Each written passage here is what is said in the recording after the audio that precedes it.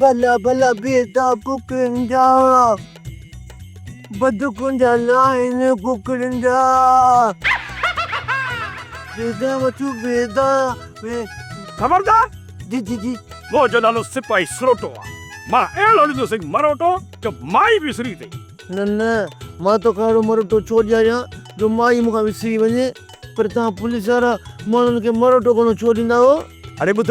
छा तो कपाई मेणबतियूं किथे मेणबतियूं कूलर में अरे कूलर में मेणबतियूं मुके बेवकूफ तो समझी तव्हांखे अकुल हूंदो आहे छा अरे बुध अकुल जा 5.5 का भरिया पिया ने सवेर तो को तो हुको पे नू तो मूं वई मुंहिंजी माईअ पे ॿुधो पर ॿुध उन ई मूंखे मोकिलियो आहे त वञी पेदो थिया हा बेदा ॾियां तूं पर बेदन जो मां 100 वठंदो सां मिन जो हा ॾींदो सो हा वठ हरू भरू वठ बेदारे जल्दी कर गरम पे कढ़ा ने 100 ॾी थो अचे 100 असल में बाहि ते ठाहिया अथऊं न तॾहिं गरम थी विया सही आहे अरे ॿुध मूंखे दुआ करे को पुट ॼमे पुट भला तोखे ॼमे या तुंहिंजी घरवारीअ खे अलाए लक्षण हूंदे त ॼमो अथई न चङो महाराज बेदा वठो बेदा लक्षण हूंदे ई लक्षण मूं कोन्हे छा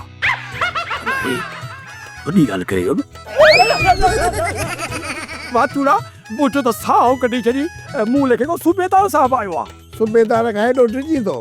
मेले में जॾहिं ईंदो हुई असांजी होटल में अॼु बि खिश टकंदो हुई तुंहिंजी ज़ाल खे ॿुधाया त पोइ न बाने इन सां ॻाल्हि न कजां हीअ हथ थो ॿधई सम्झंदो इहो मुंहिंजे लाइ वॾो सूबेदार आहे असल में छा आहे न तव्हां खां सवाइ मेलनि में असांजी रोज़ी रोटी नथी थिए तंहिं करे तोसां दुश्मनी न दोस्ती रखणी पवंदी ओ इहे ॻाल्हि ॿुध मुंहिंजे घर अचिजां मुंहिंजी तारीफ़ कजां त जीअं मुंहिंजी ज़ाल ॿुधे ऐं मुंहिंजी रोटी जी असल ले थी वञे आई सिरोटा तूं फ़िक्र न कर कसम सां तुंहिंजी ज़ाल जे अॻियां तुंहिंजूं एॾियूं डाड़ूं हणंदमि जो तूं ख़ुशि थी वञे पाड़े जो फ़क़ीर आहियां दुआ कंदो साव तुंहिंजा बचा कलेक्टर थींदा ऐं तूं पाण पिनंदो वठंदे ॿुध इहो वरी कहिड़ो कंदो कई सिरोटा जॾहिं तूं रिटायर थींदे पोइ रिटायरमेंट जे सभिनी पैसनि ते तुंहिंजी ज़ाल कब्ज़ो करे वेही रहंदी नांग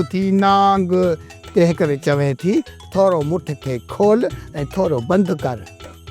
अरे ॾिस किरी पियो न मारे छॾे आई अल्लाह कई न नुक़सान हाणे वञ ज़ाल जा वञ पादर खा मारे छॾे हाणे छा कयां हाणे वञा थो नलके ते हिन बेदे खे चङी तरह धोई ऐं ज़ाल ॾे खयो थो ॼाणा त मुंहिंजा ॾाढा खाईंदुसि